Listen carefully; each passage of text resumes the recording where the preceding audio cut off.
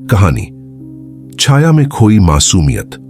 राहुल हमेशा से ही पढ़ाई में तेज लेकिन थोड़ा शर्मीला और संवेदनशील लड़का था। उसका जीवन शांत और सरल था, परिवार, स्कूल और किताबों की दुनिया में। लेकिन शहर के उस छोटे से स्कूल में जो वह पढ़ता था, हर दिन उसके लिए एक नई चुनौती लेकर आता था। स्कूल का माहौल दिखने में तो सामान्य था, लेकिन अंदर से वह कहीं ना कहीं खतरनाक और डरावना था। राहुल के सहपाठी, विशेषकर कुछ लड़के, हमेशा उसे छेड़ते रहते थे। उसके छोटे कद और शर्मीले स्वभाव के कारण वह उनका आसान निशाना बन गया था। कभी उसकी किताबें फेंक दी जाती, कभी उसके साथ ऐसे मजाक किए जाते कि वह खुद को कमजोर महसूस करने लगे। एक दिन की बात है, जब राहुल स्कूल से घर लौट रहा था। उसकी जेब में मोबाइल था और वह अपने दोस्तों के साथ नए ऑनलाइन गेम का अनुभव साझा करने की सोच रहा था। लेकिन जैसे ही वह अपने कमरे में पहुंचा, उसका फोन बजा। स्क्रीन पर एक अज्ञात नंबर था।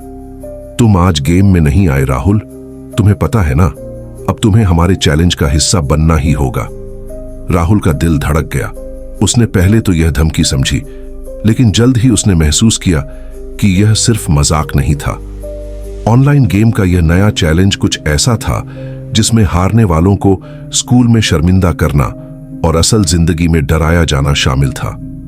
कुछ ही दिनों में राहुल के जीवन में अजीब घटनाएं होने लगीं। उसके घर के पास अज्ञात लोग खड़े रहते, कभी उसके कमरे की खिड़की पर चिल्लाने की आवाजें आती और स्कूल में उसके खिलाफ झूठे आरोप लगाए जाते। हर जगह उसका पीछा किया जा रहा था और वह अब अकेला महसूस करने लगा। उसका सबसे करीबी दोस्त अंशुमान, जिसने शुरू में उसे समझा और साथ दिया, अब धीरे धीरे डर के कारण उसके करीब नहीं आता था। राहुल का आत्मविश्वास टूटने लगा। उसकी मां ने कई बार कोशिश की कि उसे समझाया जाए, लेकिन राहुल ने अपनी भावनाओं को दबा दिया। फिर वह दिन आया जब ऑनलाइन चैलेंज का सबसे खतरनाक स्तर सामने आया।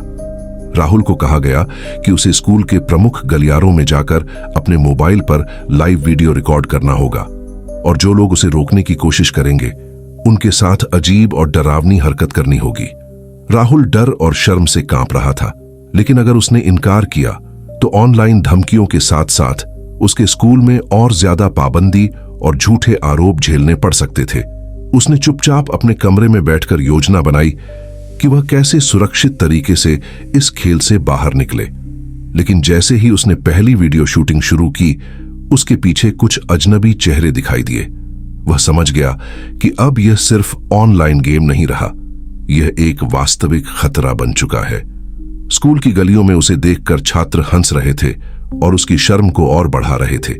एक रात जब वह घर लौट रहा था, उसने देखा कि उसके फोन पर फिर से एक मैसेज आया।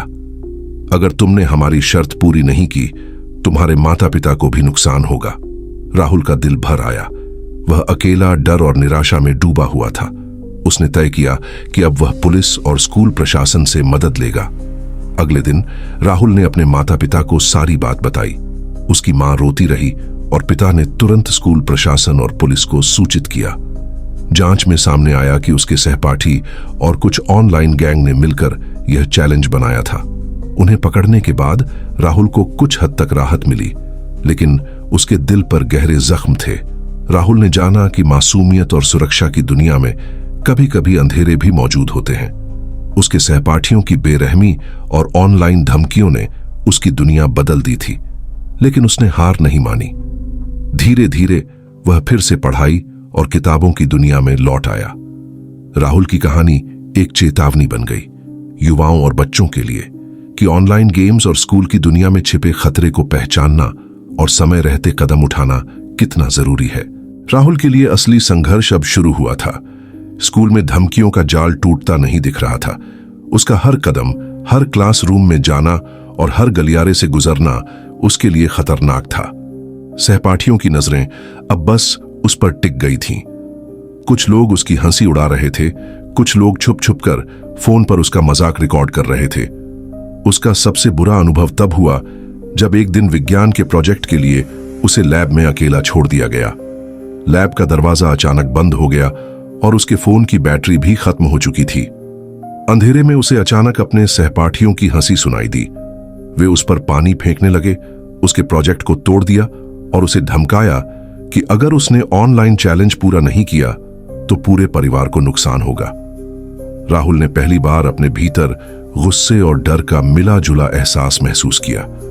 वह जान गया कि अब चुप रहना और सहना उसे और कमजोर बना देगा। उसने धीरे धीरे अपने डर को अपनी ताकत बनाने की ठानी। अगले दिन उसने अपने पिता के साथ पुलिस में रिपोर्ट दर्ज करवाई और स्कूल प्रशासन को भी पूरी घटना बताई। लेकिन जैसे ही प्रशासन ने कुछ कार्रवाई करने की कोशिश की, उसे पता चला कि उसकी परेशानियों के पीछे सिर्फ स्कूल के बच्चे ही नहीं बल्कि ऑनलाइन गैंग भी था। वे लोग सोशल मीडिया पर बच्चों को निशाना बनाकर डराने का खेल खेलते थे। राहुल को समझ में आया कि उसे अकेले ही इस जाल से बाहर निकलना होगा। फिर एक दिन राहुल ने निर्णय लिया कि वह इस डर का सामना करेगा। उसने अपने कमरे में बैठकर हर चैलेंज का एक एक प्लान बनाया। उसने तय किया कि अब वह डर कर नहीं बल्कि समझदारी और साहस से अपने हक के लिए खड़ा होगा। राहुल ने पहले अपने सबसे भरोसेमंद दोस्त अंशुमान को बुलाया और उसे पूरी सच्चाई बताई। अंशुमान भी अब समझ गया कि गेम और धमकियों का स्तर बहुत बढ़ चुका है। दोनों ने मिलकर ऑनलाइन गैंग और स्कूल में छिपे बच्चों के खिलाफ सबूत इकट्ठा किए। वीडियो, मैसेज और रिकॉर्डिंग ऑल उन्होंने सुरक्षित जगह पर रखी। आखिरकार एक दिन वह पल आया जब राहुल ने खुलकर सामना किया। उसने स्कूल के प्रधानाचार्य के सामने अपनी मां और पिता के साथ उन सभी लड़कों और गैंग के खिलाफ सबूत पेश किए। उनका चेहरा डर और शर्म से लाल हो गया। पुलिस ने तुरंत कार्रवाई की। राहुल के साहस ने न सिर्फ उसके खुद के जीवन को बदल दिया बल्कि स्कूल में बच्चों और युवाओं के लिए एक मिसाल भी कायम की। धीरे धीरे उसने अपनी आत्मविश्वास को वापस पाया और अब वह अपने दोस्तों के साथ फिर से खुशहाल जिंदगी जीने लगा। लेकिन उसके मन में अब भी वह डर और घबराहट की परतें थीं। कभी कभी उसे रात में ऑनलाइन धमकियों की यादें तंग करती, लेकिन उसने जाना कि डर से भागना आसान होता है लेकिन उसका सामना करना ही असली जीत है। राहुल की कहानी आज भी उस स्कूल में बच्चों को बताई जाती है। यह कहानी सिर्फ क्राइम या डर की नहीं बल्कि साहस, समझदारी और मानसिक मजबूती की है। उसने दिखाया कि चाहे ऑनलाइन दुनिया हो या असली स्कूल, युवाओं और बच्चों के लिए सुरक्षा और जागरूकता कितनी जरूरी है। राहुल के घर में अब भी तनाव का माहौल था। उसकी मां अक्सर रात में रोती और पिता की चिंता साफ दिखाई देती थी। लेकिन राहुल ने महसूस किया कि डर और शर्म के अलावा उसके भीतर कुछ नया जाग रहा है। एक साहस, एक हिम्मत जिसे उसने पहले महसूस नहीं किया था। स्कूल में वापसी का पहला दिन उसके लिए सबसे कठिन था। उसके सहपाठी अब भी उसे देख रहे थे।